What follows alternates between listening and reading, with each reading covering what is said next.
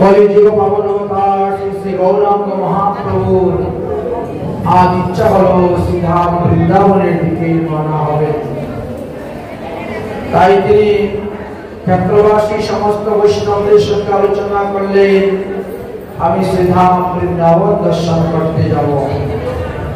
এবার শুভ দিন, শুভ সময়, শুভ মুহূর্ত দর্শন করলেন। মহাপ্রভু পঞ্চম বর্ষ রথযাত্রা করলেন, আর পঞ্চম বর্ষ রথযাত্রার পর তিনি বৃন্দাবন যাত্রা করেছিলেন। 5টি রথযাত্রা তার হয়ে গিয়েছিল। অতঃপর তিনি বৃন্দাবন যাওয়ার জন্য রওনা করেছিলেন। সার্বভৌম ভট্টাচার্য তখন মহাপ্রভুকে অবসর করে দেওয়ার জন্য রওনা হলেন। সমস্ত ভক্ত বৃন্দাবন কিছু দূর যাওয়ার পরে মহাপ্রভু এক একজনকে ছেড়ে দিচ্ছেন, যান আপনি চলে যান বাড়িতে, আপনি চলে যান বাড়িতে, আপনাকে যেতে হবে না। এইভাবে তারপরে রাজা প্রতাপরুদ্র আসলেন। মহাপ্রভু যাতে নির্বিঘ্নে বৃন্দাবন ভ্রমণ করতে পারে এর জন্য রাজ আদেশের একটা ফরমান জারি করে দিলেন। সার্বভৌম ভট্টাচার্য বললেন, হে রাজন, তুমি যার বিঘ্নের কথা চিন্তা করতেছ তিনি তো স্বয়ং বিঘ্ননাশী ভগবান, তিনি সমস্ত জীবের বিঘ্ন নাশ করেন। যাই হোক, রাজা প্রতাপরুদ্র কাঁদতে কাঁদতে মহাপ্রভুর কাছে বিদায় নিলেন এবং তিনি তার রাজধানীতে চলে গেলেন। এইভাবে বহু স্থান ভ্রমণ করতে করতে অগ্রসর হচ্ছেন। রাজা কহে, ভট্টাচার্য কহি কি কহিব আর, যদ্যপি জগন্নাথ সাক্ষাৎ আমার, প্রকট পরম তেজা নীল শৈলনাথ, সিংহাসনে বসিয়াছে বলভদ্র সার, তথাপি চৈতন্য দেব পুরী ছাড়ি গেলা, এ তিন ভুবন মোর শূন্য যে হইলা।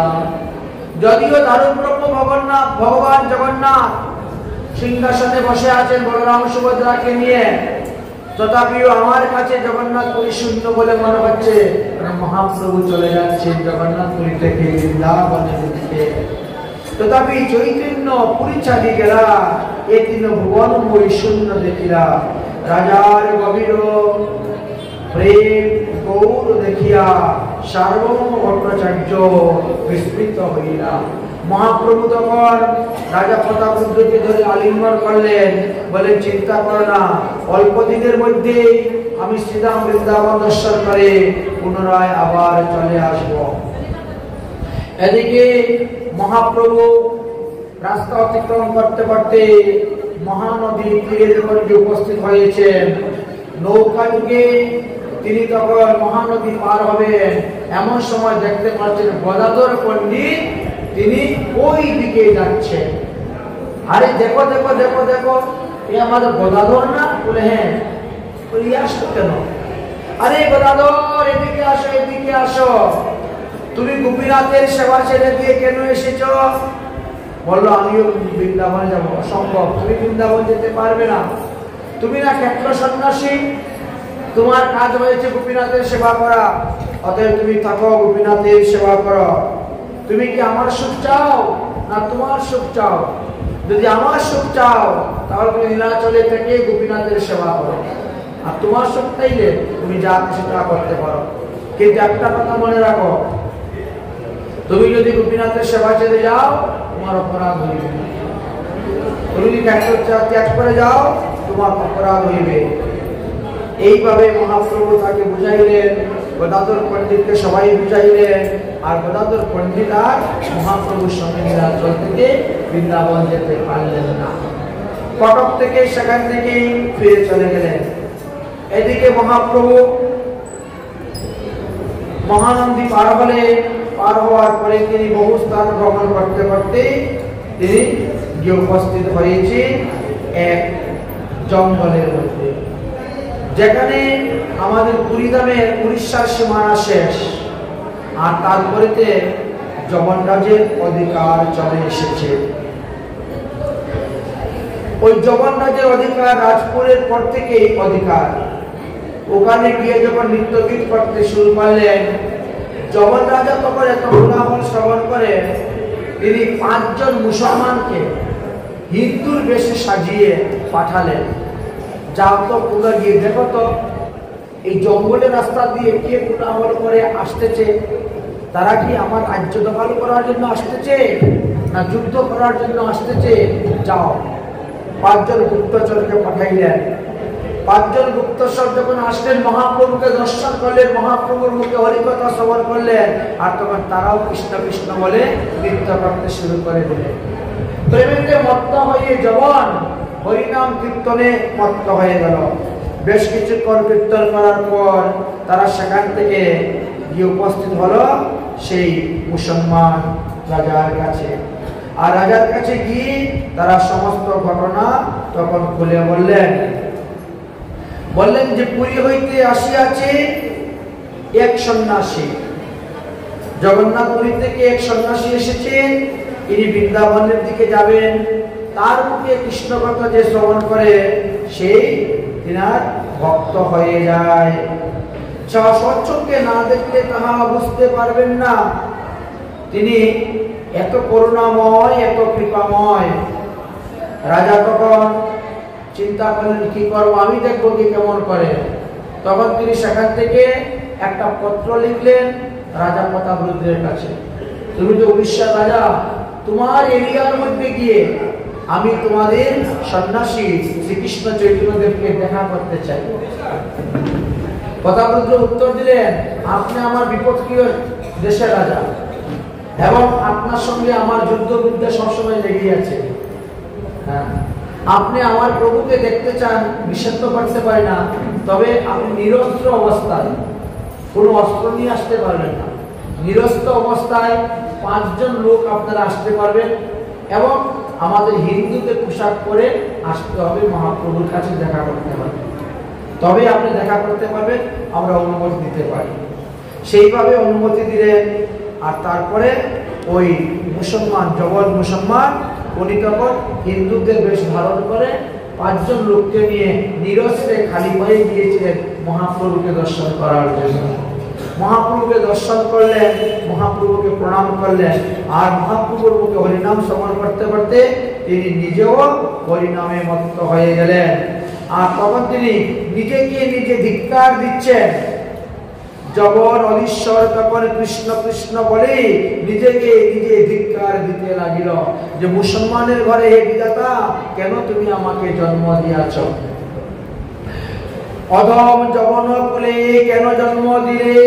বিধি কুলে হিন্দু কুলে কেন জন্ম নাহি দিলে? হিন্দু কুলে জন্ম নেওয়া এত সহজে হয় না, বহু পুণ্যের ফুলে হয়। আর যারা আচারগ্রস্ত, যারা ধর্মগ্রস্ত, তারাই মুসলমানের ঘরে, জগতের ঘরে জন্ম নেয়।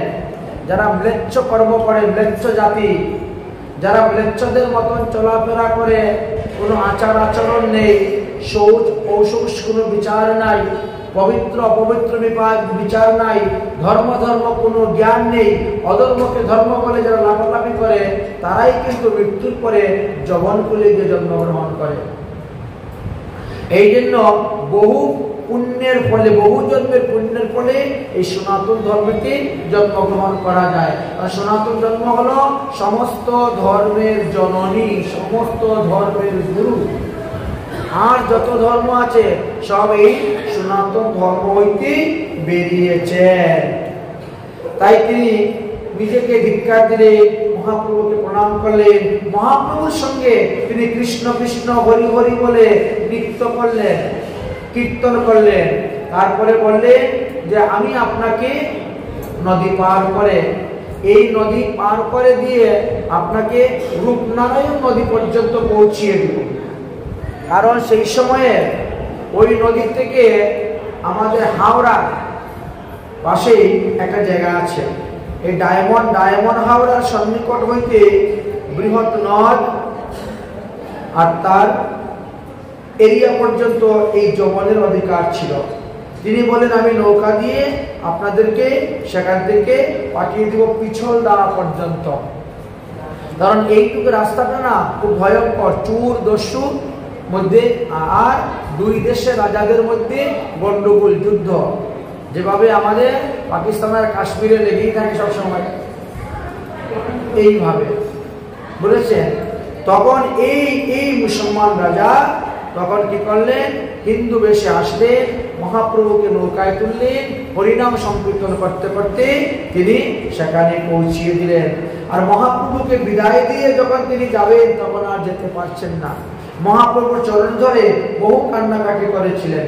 যখন অধিকারী বলেন, আদেশ করুন, আমিও আপনার সঙ্গে যাইব, আপনার সেবা করিব। প্রভু, আমি ঘোর পাপী, আমি আমার পূর্ব জীবনে হয়তো গু ব্রাহ্মণ বৈষ্ণবদেরকে হিংসা করিয়াছিলাম, আর সেই কারণেই এখন আমার জগন্কুলে জন্ম হইয়াছে। আপনি আদেশ করুন, আমি গৌড় দেশের গঙ্গাতীর পানিহাটি পর্যন্ত আপনাকে পৌঁছাইয়া দিব। মহাপ্রভু বললেন, তার আর প্রয়োজন নেই, যাও তুমি এখান থেকেই তোমার রাজ্যে তুমি ফিরে যাও, আমরা এখান থেকে যেতে পারবো। অতঃপর মহাপ্রভু তাদের বিদায় দিলে, আর তাকে বিদায় দিয়ে মহাপ্রভু রওনা হলেন। এইবার জানা যায় যে 1515 খ্রিস্টাব্দে নীলাচল হইতে বিজয়া দশমী দিবসে বৃন্দাবনের উদ্দেশ্যে মহাপ্রভু রওনা হয়েছিলেন এবং বহু স্থান অতিক্রম করে গৌড় দেশে এসে তিনি উপস্থিত হয়েছিলেন কার্তিক মাসের কৃষ্ণা দ্বাদশী দিবসে।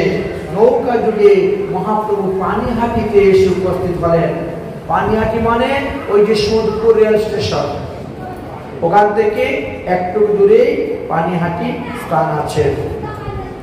সেই পানিহাটিতে গঙ্গার তীরে যখন উপস্থিত হলেন, চতুর্দিকে হরিনাম সংকীর্তন হচ্ছে, শুনতে পেলেন রাঘব পণ্ডিত।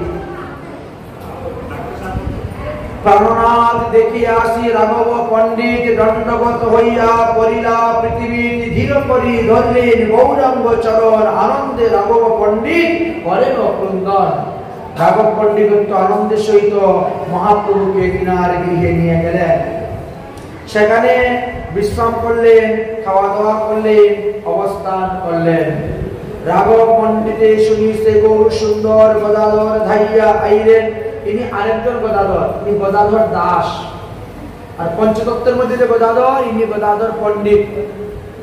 তাই মহাপ্রভুকে দেখার জন্য গদাধর পণ্ডিত এসেছিলেন, পুণ্ডরিক পণ্ডিত এসেছেন, রামেশ্বর পণ্ডিত এসেছেন। এইভাবে অগণিত বৈষ্ণবগণ মহাপ্রভুকে দেখার জন্য রাঘব পণ্ডিত এসে ভিড় করলেন। রান্না বান্না হলো, খাওয়া দাওয়া হলো। ভোজন করিয়ার গৌরচন্দ্র লক্ষ্মীপতি সকল ব্যঞ্জন প্রভু প্রশংসায়তি। প্রতিটি ব্যঞ্জনের প্রশংসা করছে আর তিনি ভোজন করতে শুরু করেছেন। এইভাবে ভোজন করার পর রাঘব পণ্ডিতের বাদ থেকে মহাপ্রভু রওনা হলে বলে, আমি হালি শহরে যাব আমার গুরুদেবের জন্মস্থান দর্শন করার জন্য। এবার মহাপ্রভু গুরুদেবের জন্মস্থানে গেলেন, কিন্তু গুরুদেব তখন অপ্রকট লীলায় চলে গিয়েছে তীর্থধামে।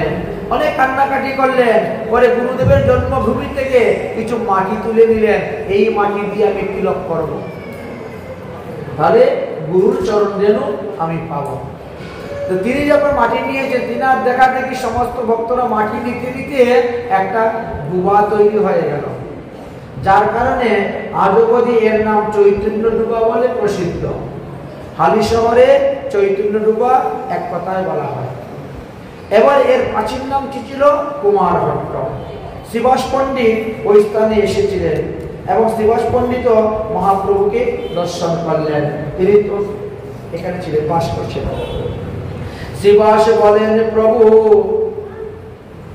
কোথায় যাইতে না লয় আমার চিত্ত কহিনু তোমাতে। প্রভু বলেন, পরিবার অনেক তোমার নির্ভয়ে কেমনে ভাব হইবে সবার।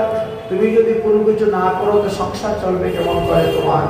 শ্রীবাস বলেন, যারে দৃষ্টিটার হয় সেই মিলিবে, যে অন্যতায় নয়। ভগবানের কৃপা যদি থাকে তাহলে হয়ে যাবে। প্রভু বলেন, তবে তুমি করব সন্ন্যাস, তাহা না পারিব মুই, বলে হি শ্রীবাস।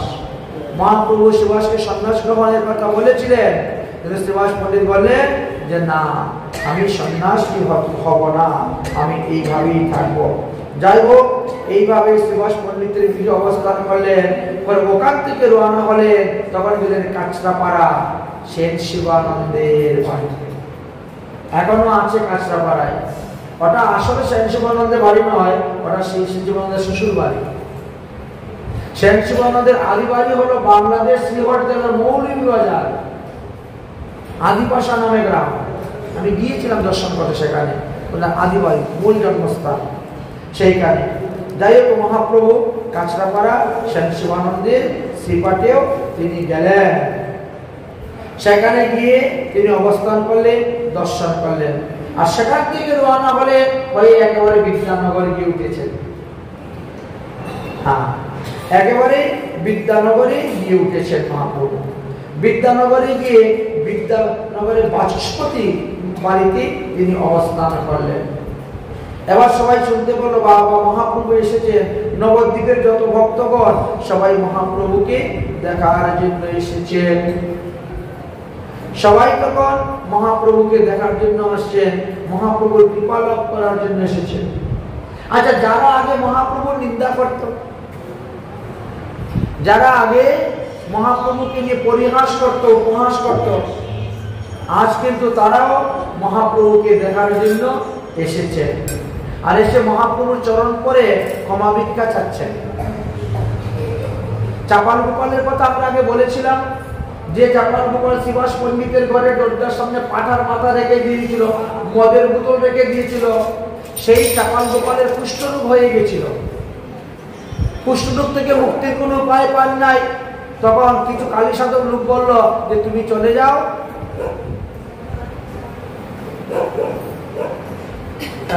কাশীতে, কারণ কাশী হলো মুক্তির স্থান, ওখানে মরলে মুক্তি পাবে।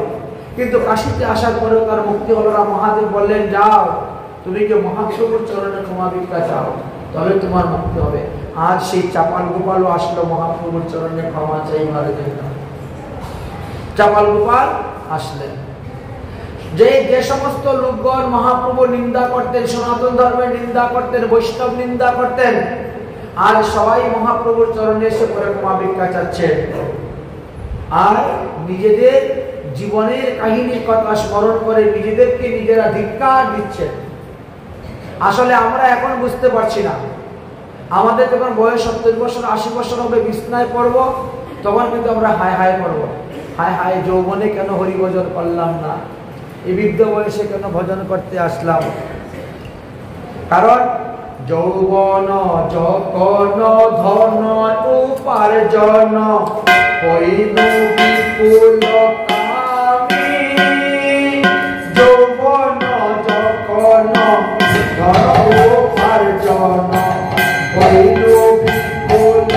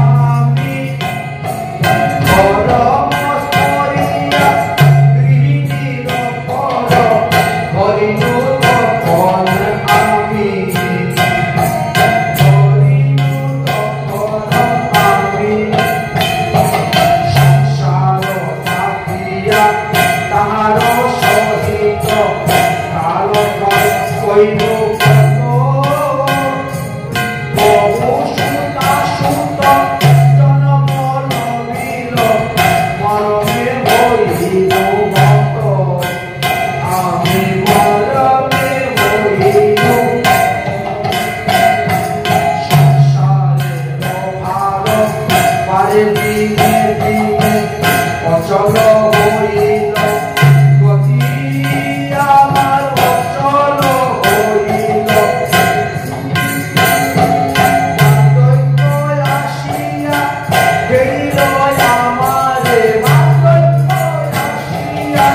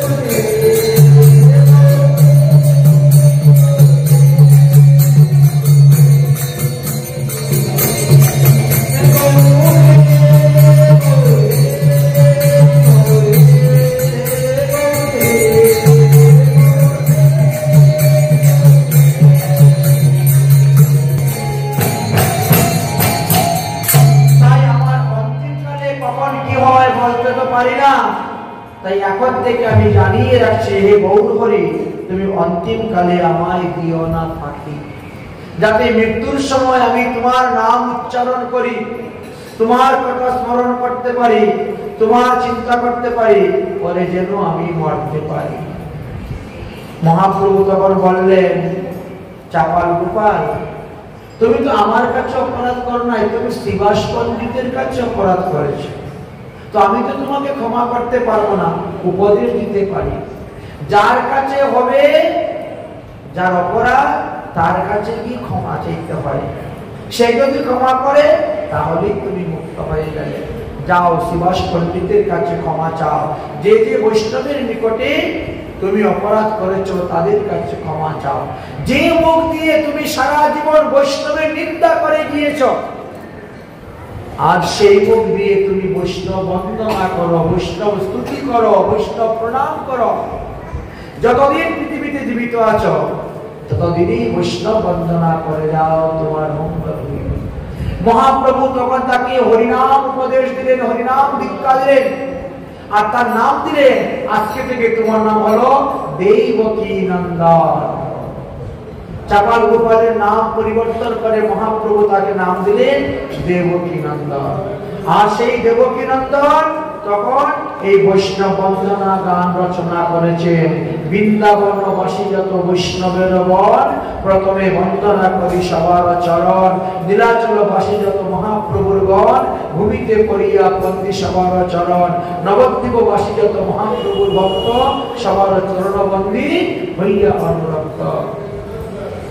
এইভাবে তিনি বন্দনা, মহাপ্রভুর ভক্ত যত গৌর দেশে স্থিতি, সবার চরণবন্দী করিয়া পরিণতি হইয়াছেন আর হইবেন প্রভুর যত দাস, তাদের চরণবন্দী যন্ত্র করিদাস। কিভাবে বন্দনা করেন দেখেছেন? যে মুখ দিয়ে আগে বৈষ্ণব নিন্দা করতেন, সেই মুখে বৈষ্ণব বন্দনা করলেন, তবে উদ্ধার পাইলেন। তাই আমাদের মধ্যে যারা আছেন সাধুগুরু বৈষ্ণবের নিন্দা করেন, খবরদার করবেন না। কারণ সাধারণ মানুষের হিংসা করলে, নিন্দা করলে যে পাপ হয়, বৈষ্ণব নিন্দা তার থেকে কোটি গুণ বেশি। একটা হলো পাপ আর একটা হলো অপরাধ। বৈষ্ণব অপরাধ প্রেম ভক্তিতে বাদ পড়ে যায়। মহাজনের নিকট যদি হয় ক্ষুদ্র অপরাধ, মহা মহা ভজনেতে পড়ে যাবে বাদ। তাই পাপ আর অপরাধ দুটো আলাদা। পাপ তো হরিনাম করলে শেষ হয়ে যাবে, কিন্তু হরিনাম কিন্তু পাপ, অপরাধ কিন্তু হরিনামের দ্বারা শেষ হয় না। এই জন্য অপরাধ যাতে না হয় সেই দিকে তোমরা লক্ষ্য রাখবা। আচ্ছা, মহাপ্রভু বিদ্যানগরে গেলেন, সবাই মনে করছেন তাহলে তো এখন তোমার জন্মভূমিতে আসবেন। বিষ্ণুপ্রিয়া দেবীও খুব আনন্দ, সচিমাও আনন্দ, বিদ্যানগরে যখন ছেলে এসেছে তাহলে তো আসবি। কিন্তু মহাপ্রভু করলেন উল্টা, বিদ্যানগর থেকে আবার কুলের পাঠ চলে গেলেন, কুলিয়া। তিনি সেখান থেকে কুলদ্বীপে চলে গেলেন, কারণ ওখানে দেবানন্দ পণ্ডিতের বাড়ি, তাকে উদ্ধার করতে হবে। এই জন্য মহাপ্রভু তিনার জন্মস্থান না গিয়ে তিনি বিদ্যানগর থেকে উল্টা আবার চলে গেলেন কুলের পাঠে। কুলের পাঠে যাওয়ার পরে দেবানন্দ পণ্ডিত আসলো, আর দেবানন্দ পণ্ডিত এসে মহাপ্রভুর চরণে পড়ল। দেবানন্দ পণ্ডিতকে বললেন, তুমি তো শ্রীবাস পণ্ডিতের চরণে অপরাধ করেছো, তবে বক্রেশ্বর পণ্ডিতের তুমি সেবা করেছিলে বলে আজ আমি তোমাকে কৃপা করতে এসেছি। বৈষ্ণব সেবা যে করবে ভগবান তাকে কৃপা করে। তুমি বক্রেশ্বর পণ্ডিতের সেবা করেছিলে। এই কুলিয়া গ্রামে বক্রেশ্বর পণ্ডিত যখন নৃত্য করতে করতে তিনি পড়ে গেছিলেন ভূমিতে, তখন তুমি তাকে খুলে তুলে নিয়েছিলে। পরে গেলে হাত তুলে দিয়েছিলে। তুমি বাতাস করেছিলে, জলের ঝাপটা দিয়ে সুস্থ করেছিলে, তাকে উত্তম আসন দিয়ে তাকে বাড়ি থেকে থাকার সুবিধা করে দিলে, খাওয়ার সুবিধা করে দিয়েছিলে। এই বৈষ্ণব সেবার কারণে আমি আজ তোমাকে কৃপা করতে এসেছি। যাও, আজকে থেকে আর কোনোদিন বৈষ্ণব নিন্দা করবা না, আর ভক্তিকে লুকিয়ে রেখে কোনো জ্ঞানের ব্যাখ্যা করবা না, সর্বদা ভক্তির ব্যাখ্যা করবা। বলো তো কেবলা ভক্তি ব্রহ্ম সযুজ্যকারিণী। তখন মহাপ্রভুর চরণে পড়ে প্রণাম করলেন। জয় জয় শ্রীকৃষ্ণ চৈতন্য নিত্যানন্দ, জয় দৈত্য চন্দ্র জয় গৌর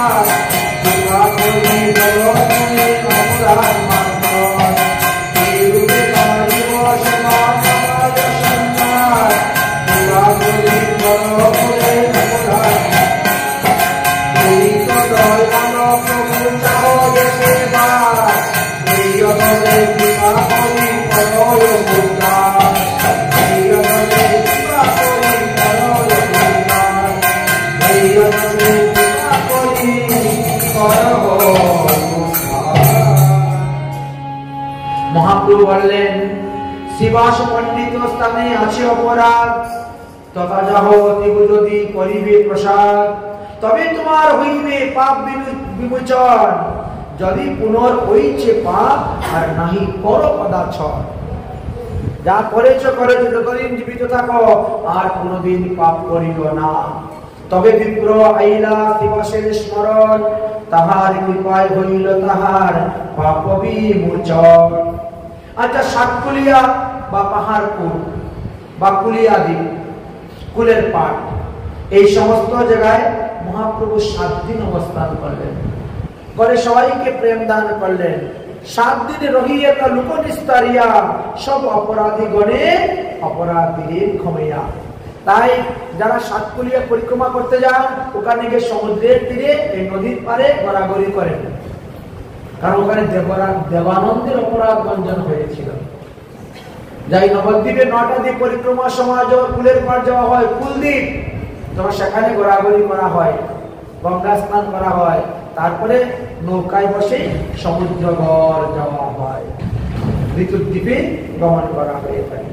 যাই হোক, এদিকে গৌড়ের রাজা তখন ছিলেন মুসলমান, হুসেন শাহ।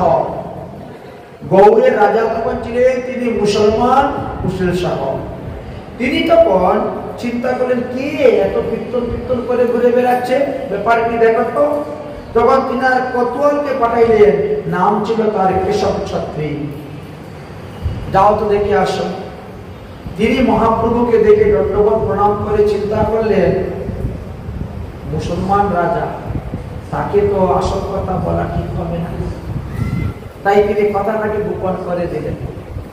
কথাটাকে গোপন করে কি বললেন, আরে একজন সন্ন্যাসী এসেছে, তার সঙ্গে 2-4 জন লোক আছে, এই কীর্তন হচ্ছে। কিন্তু মহাপ্রভুর সঙ্গে তখন লক্ষ লোক, মহাপ্রভু যেদিকে যাচ্ছেন হাজার হাজার লোক যাচ্ছে মহাপ্রভুর পিছনে পিছনে, লক্ষ লোক। বাদশাহ তখন বিশ্বাস হইল, সত্যি করে বলো, সত্যি কথাই। আরে ভিখারি সন্ন্যাসী এক এসেছে তীর্থ পরিবারে, তাহারে দেখিতে আসে 2-4 জন, সত্যি কথাই বলছে। কিন্তু কথা গোপন রাখছে রাজার ভয়ে। কেশব ছত্রীকে বলে, ঠিক আছে তুমি যাও। এবার রাজা গেলেন রূপ সনাতনের কাছে। আর রূপ সনাতনের তখন নাম কি ছিল, গোবিন্দ দাস ও সাগর মল্লিক। এই সনাতন গোস্বামী, রূপ গোস্বামী আমরা বলি, তাদের আসল নাম ছিল, পিতৃপ্রদত্ত নাম সন্তোষার অমর। মা বাবা তাদের নাম দিয়েছিলেন সন্তোষার অমর। বড় হওয়ার পরে যখন তারা রাজপদে চাকরি পেলেন, রাজবাড়ি, হুসেন শাহ রাজার অধীনে চাকরি করতেন, তখন রাজা তখন তাদের নাম দিল সাগর মল্লিক আর দবির খাস নাম দিলেন। আর মহাপ্রভু পরে তাদের নাম গুছাইয়া দিলেন শ্রী রূপ গোস্বামী, শ্রী সনাতন গোস্বামী। আচ্ছা, তারা তখন সেখানে আছেন, বাদশার কিন্তু বিশ্বাস হইল না, তাই তিনি রূপ গোস্বামীর কাছে গিয়ে গেলেন, দবির খাসের কাছে গেলেন। হে দবির খাস, হে সাগর মল্লিক, বলো তো এত কীর্তনের কোলাহলী কোথার থেকে আসতেছে, কি হচ্ছে বলো। তখন তারা সত্যি কথা বলে, আপনাকে যিনি রাজগদ্দিতে বসিয়েছেন গৌড়ের রাজ সিংহাসনে, তাকে আপনারা কি বলেন, খুদা বলেন। সেই খুদাই আমাদের ঈশ্বর মহাপ্রভু, গৌরাঙ্গ মহাপ্রভু আসতেছেন। তিনি নবদ্বীপে জন্মগ্রহণ করেছিলেন, সন্ন্যাস গ্রহণ করে না চলে গিয়েছেন, এখন আবার তিনি তিনার জন্মভূমি দর্শন করতে আসছেন। আপনি শুনেন নাই কাজী উদ্ধারের কথা, যে কাজীকে মহাপ্রভু কৃপা করেছিলেন, যে জগাইমাদাইয়ের মতো পাপীকে উদ্ধার করেছিলেন, যে আপনাকে এই গৌড়ের রাজ সিংহাসনে বসিয়েছেন, সেই প্রভু আসতেছে। শুনে তো রাজা বড় আনন্দ, কেশব সত্যি আমাকে ধোঁকা দিল, রাজার আনন্দ। রাজা তখন ওই উচ্চ মদিরার উপরে উঠেছে, উঠে তিনি দেখতে শুরু করেছেন। আহা, দেখে ধন্য। তখন রাজা কি করলেন, ওই রাজা হুসেন শাহ একটা পত্র পাঠাইলেন, কাজী জগন ইহারে না করিও হিংসন, আপন ইচ্ছায় ডলো যাহা তাহার মন।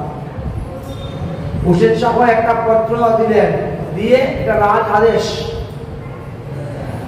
মহাপ্রভু যেখানে খুশি সেখানে যাবে, সেখানে কীর্তন করবে, তাকে কোনো মুসলমান হিংসা করতে পারবে না, কোনো কাজী কোনো জবন তাকে হিংসা করতে পারবে না, তার কীর্তনে কেউ বাধা দিতে পারবে না।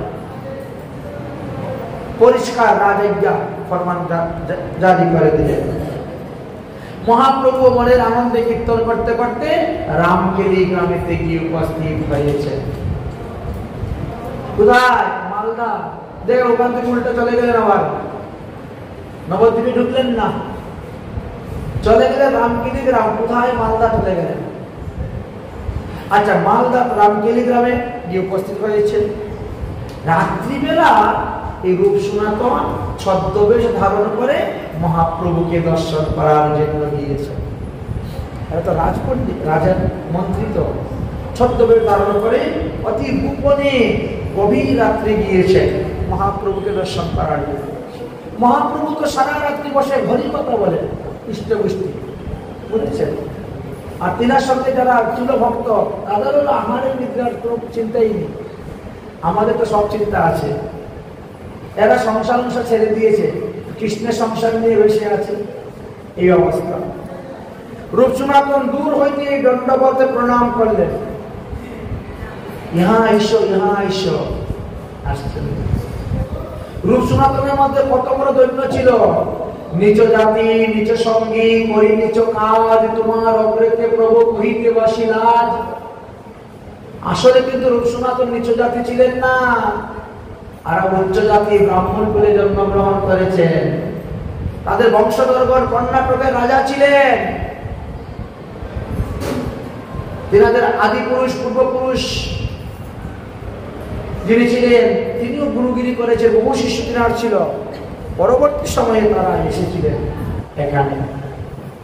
তাই মত্তৈল পাতকে নাস্তিন অপরাধী চ কশ্চন পরিহারে অপি লজ্জা মেঘি ভুবে পুরুষোত্তম। আমাদের মতো পাপী দুরাচার জগতে নাই, কি বলবো।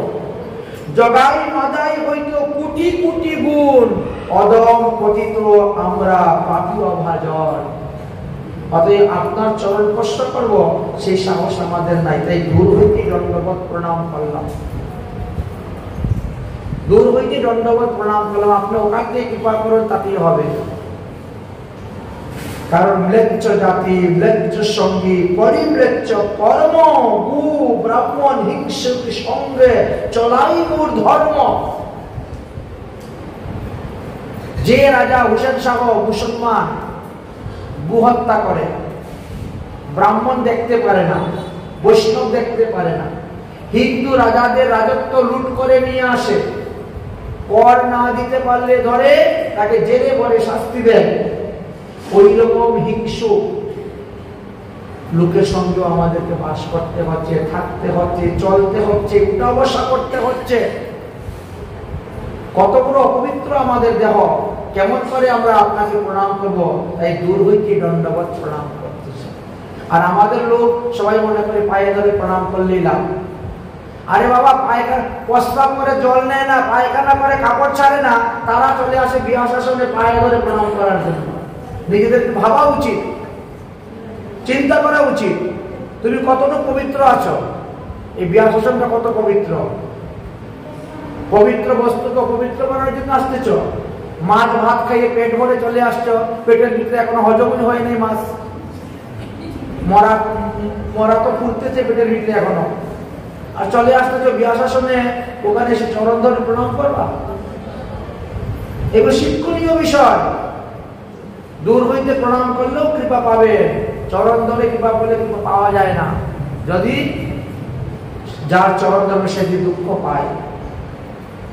এই জন্য কারণ রূপ সনাতন গোস্বামী পর্যন্ত দূর থেকে মহাপ্রভুকে প্রণাম করতেছেন, চরণ ধরতেছেন না। কেন?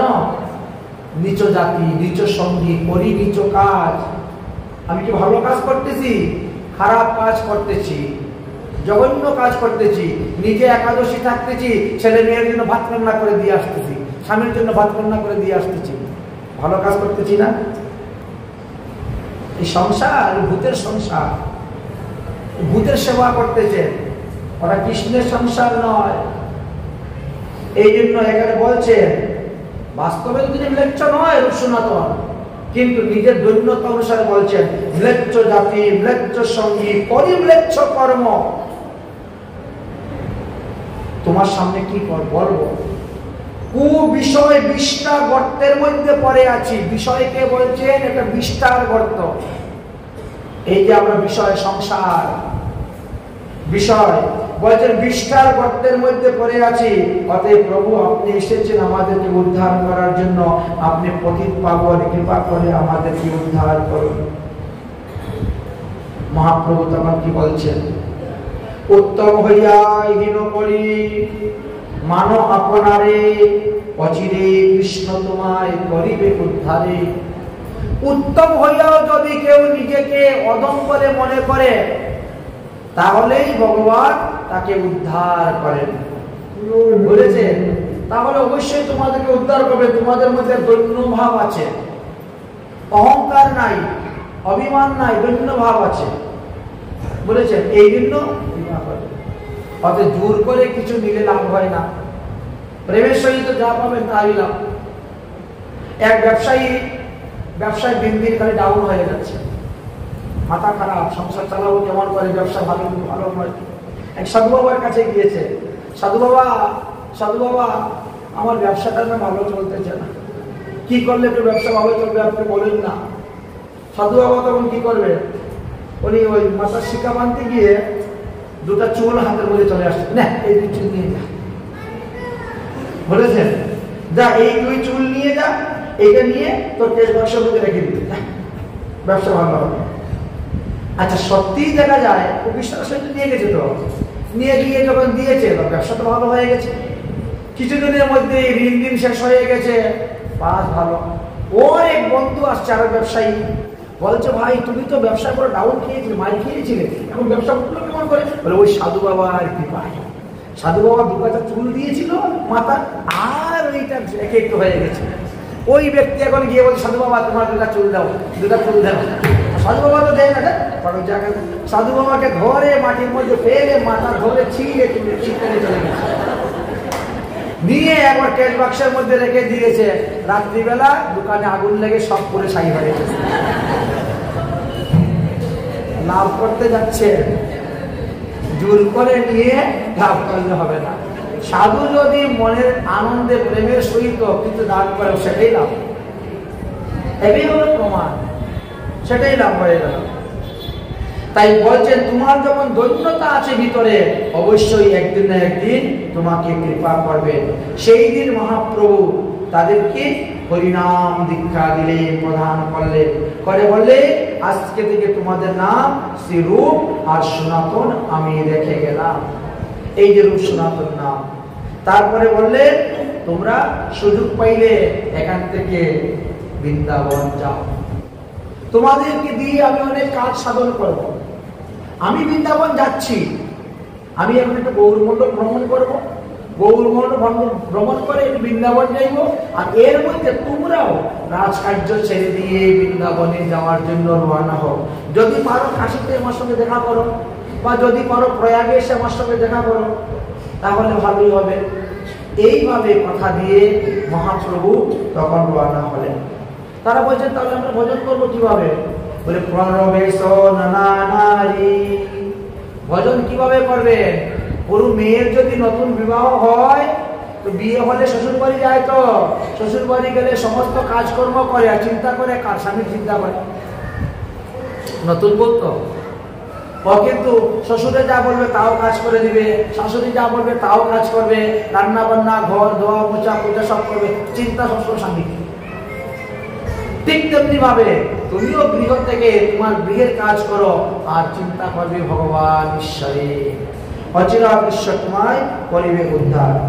ওখান থেকে তিনি ফিরে আসবেন, কিন্তু ফিরে না আসে আরো সামনে অগ্রসর হলেন। পরে খেতুরির দিকে মুখ করলেন। খেতুরির দিকে মুখ করে বলছেন নরোত্তম, নরোত্তম বলে ডাকতে শুরু করেছেন। মালদা থেকে খেতুরির দিকে মুখ করে নরোত্তম, নরোত্তম বলে ডাকতে শুরু করেছে। সবাই মনে করি এইদিকে মহাপ্রভুর কোনো ভক্ত আছে নরোত্তম, কিন্তু বাস্তবে তখন নরোত্তমের জন্মই হয় নাই। মহাপ্রভু তখন বললেন যে না, নরোত্তম নামে এক ব্যক্তি জন্মগ্রহণ করে। নিত্যানন্দ প্রভুকে বলে, নিত্যানন্দ, নীলাচল যাইতে যত কান্দিয়াছ তুমি, সেই প্রেমে দিনে দিনে বান্ধিয়াছি আমি, সেই প্রেম রাখিব আজি পদ্মা নদীর তীরে। নরোত্তম নামে পাত্র প্রেম দিবে তারে। হে পদ্মা দেবী, তোমার কাছে আমি প্রেম গচ্ছিত রাখতেছি। নরোত্তম নামে এক ব্যক্তি আসবে স্নান করতে, তখন তুমি এই প্রেম তাকে দিবা।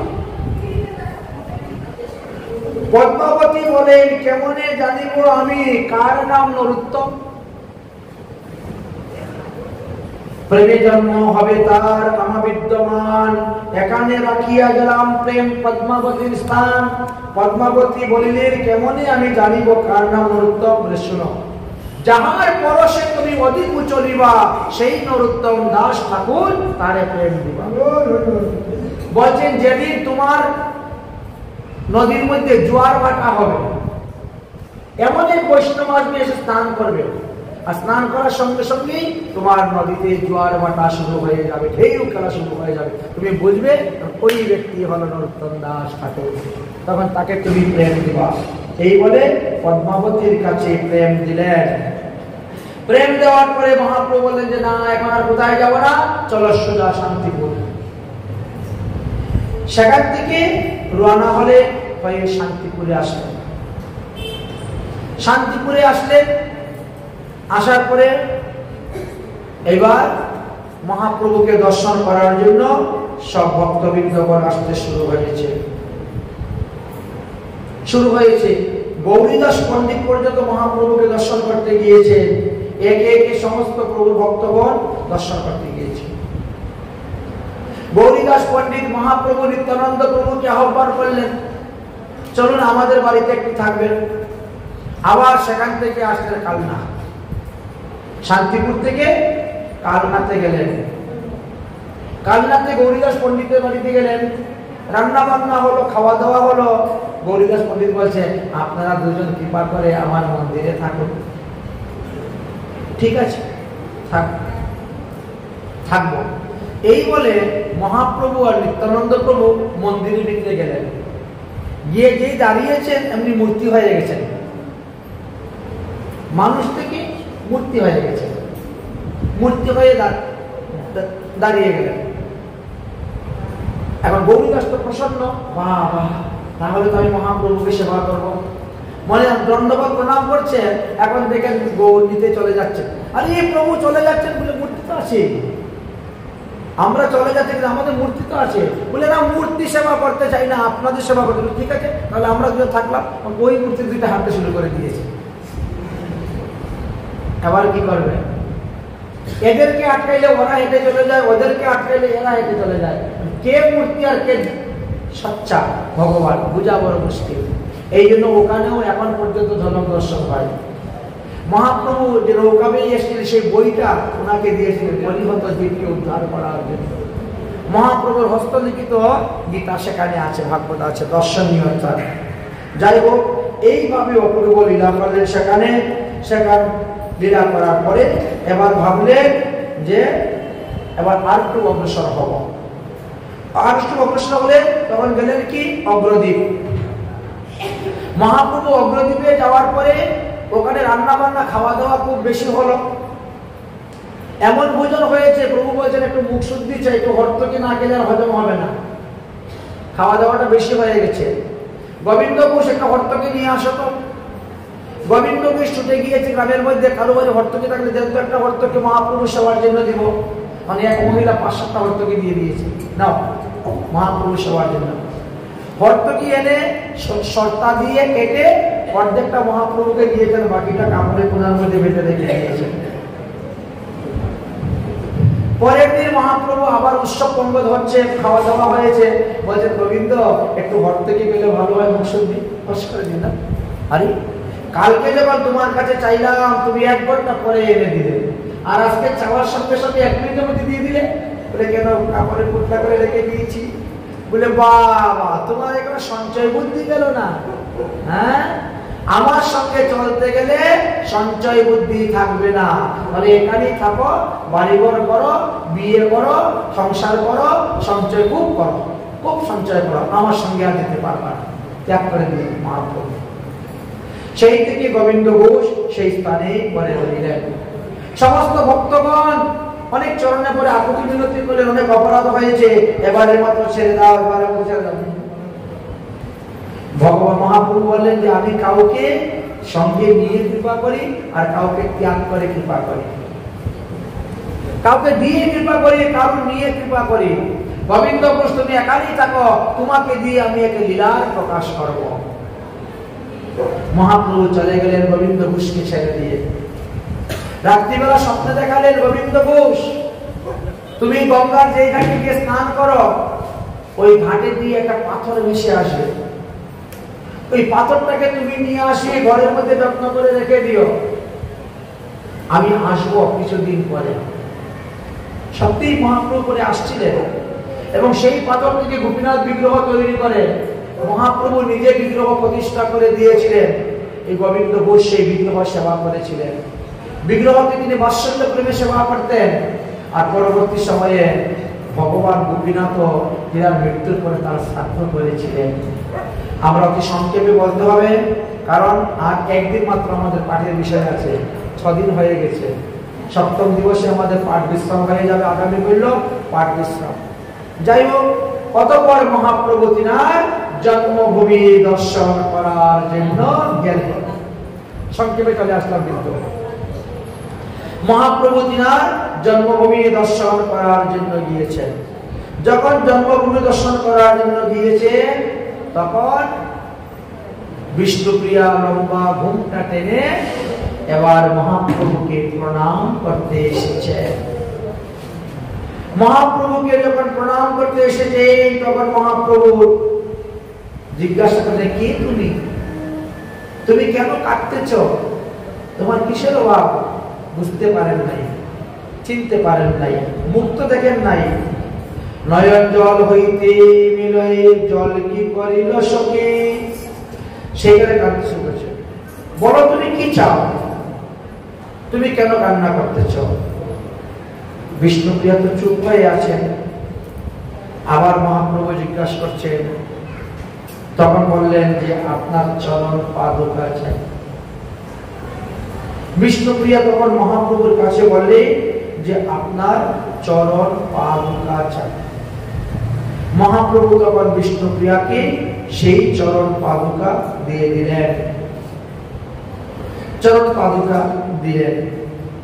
বিষ্ণুপ্রিয়া সেই করমটি মস্তকে নিলেন, চুম্বন করলেন, হৃদয়ে ধারণ করলেন, আর সমস্ত ভক্তগণ তখন হরিধ্বনি করতে শুরু করলেন। মহাপ্রভু সেইখান থেকে সচিমাকে প্রণাম করে আবার শান্তিপুরে চলে গেলেন। আর শান্তিপুরে যাওয়ার পরে সেখান থেকে বৃন্দাবন যাওয়ার জন্য রওনা হলেন। কানাই নাটশালা পর্যন্ত তিনি গিয়েছেন, যাওয়ার পরে আর ওনার বৃন্দাবন যাওয়া হলো না। কারণ নৃসিংহানন্দ নামে এক ভক্ত ছিলেন, তিনি ধ্যানে বসে মহাপ্রভু রাস্তা তৈরি করতেছেন, ফুল দিয়ে রাস্তা তৈরি করতেছে, আর মহাপ্রভু ওই ফুলের রাস্তা দিয়ে হেঁটে হেঁটে বৃন্দাবন যাচ্ছেন। নৃসিংহানন্দ নামে ভক্ত যিনি ছিলেন, তিনি কানাই নাটশালা পর্যন্ত রাস্তা তৈরি করে দিয়েছেন। এরপরে আগে আর তিনি রাস্তা তৈরি করতে পারছেন না। তাই মহাপ্রভুকে বলেন, প্রভু রাস্তা তৈরি হয় নাই, এখন আপনি যেতে পারবেন না। কেন? বলে 1 লক্ষ লোক যার সঙ্গে আছে, লক্ষ লোক যার সঙ্গে চলে সে বৃন্দাবনে গিয়ে সুখ পাবে না। বৃন্দাবনে যেতে গেলে একা বা দুজন দল বেঁধে বৃন্দাবনে গিয়ে কিছু দেখতে পারবেন না, বৃন্দাবনে কোন সুখ পাবেন না, আনন্দ পাবেন না, শান্তি পাবেন না। তাই বৃন্দাবনে যদি যেতে হয় একা অথবা দুজন যাবেন, তাহলে বৃন্দাবনে কিছু ব্রজর রস আস্বাদন করতে পারবেন। আর না হলে হই হই রই রই সার হবে, আর কিচ্ছু হবে না। মহাপ্রভু তখন সেখান থেকে কি করবেন, পুনরায় আবার নীলাচলে চলে গেলেন। নীলাচলে চলে গেলেন। আর নীলাচলে যাওয়ার পরে গদাধর পণ্ডিতের সঙ্গে দেখা করলেন। গদাধর পণ্ডিত এসে মহাপ্রভুকে প্রণাম করলেন। মহাপ্রভু আলিঙ্গন করে বলছে, গদাধর, তোমাকে সঙ্গে নিয়ে যাই নাই বলেই মনে হয় সেই অপরাধে আমার আর বৃন্দাবন যাওয়া হলো না। দেখেন, ভগবান পর্যন্ত ভক্তের কাছে হার মানে। তোমাকে আমি গালি দিয়েছি, তিরস্কার করেছি, কত অপমান করে কটক থেকে মহানন্দা নদীর থেকে তোমাকে ফেরত দিয়ে দিয়েছিলাম। হয়তো সেই অপরাধের কারণেই আমার বৃন্দাবন যাওয়া হয় নাই। কানাই নাটশালা পর্যন্ত আমি গিয়েছিলাম, তারপর আমি আর যেতে পারলাম না, আমার বৃন্দাবন যাওয়া হলো না, বৃন্দাবন যাওয়া হলো না। এইভাবে মহাপ্রভু দুঃখ প্রকাশ করলেন।